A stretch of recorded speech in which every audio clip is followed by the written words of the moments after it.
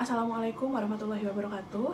Perkenalkan, nama saya Dr. Sri Agusti Makasana, calon ASN dari Puskesmas Pabuaran, Dinas Kesehatan Kabupaten Subang.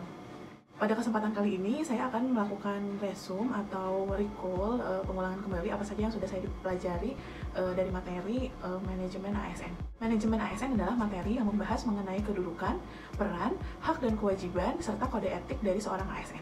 Kedudukan ASN adalah sebagai unsur aparatur sipil negara yang bekerja untuk menjalankan kebijakan-kebijakan yang telah ditetapkan oleh pemerintah. Dan seorang ASN juga harus berkedudukan netral, tidak dipengaruhi oleh apapun, dan tidak berpihak pada satu golongan ataupun satu kelompok. Sementara peran ASN adalah sebagai perencana, pelaksana, dan pengawas suatu kebijakan, yang dimana dalam pelaksanaannya hal-hal tersebut tidak boleh dipengaruhi oleh kepentingan satu golongan atau kelompok.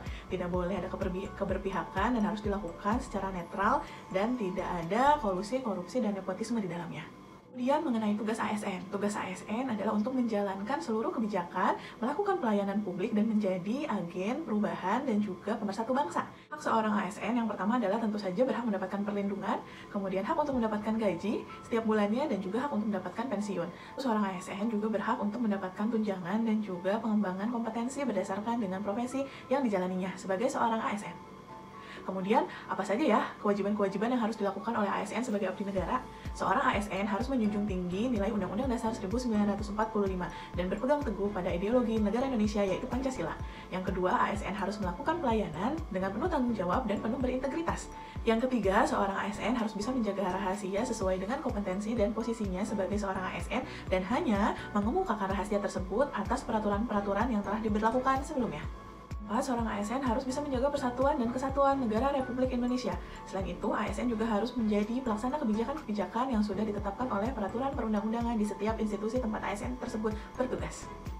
Seorang ASN juga harus memiliki kode etik. Kode etik ASN berfungsi sebagai pedoman atau guideline seorang ASN dalam berperilaku, bersikap di tempat kerja, dan bertugas.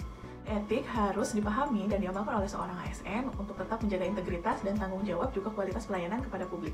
Dari materi yang sudah saya pelajari, kode etik itu terdapat beberapa nilai. Yang pertama, seorang ASN harus bertanggung jawab, jujur, dan memiliki integritas yang tinggi. Yang kedua, harus disiplin dalam melaksanakan tugas. Yang ketiga, harus cermat. Kemudian harus juga memiliki sopan santun, ramah terhadap penerima pelayanan, harus bekerja sesuai dengan peraturan perundang-undangan yang sudah ditetapkan di institusi masing-masing, harus memberikan informasi yang tepat dan benar sesuai dengan kebutuhan penerima pelayanan. Terus bisa menghindari konflik dalam lingkungan kerja baik dengan penerima pelayanan maupun rekan sejawat teman bekerja di sekeliling lingkungan tempat kita bekerja.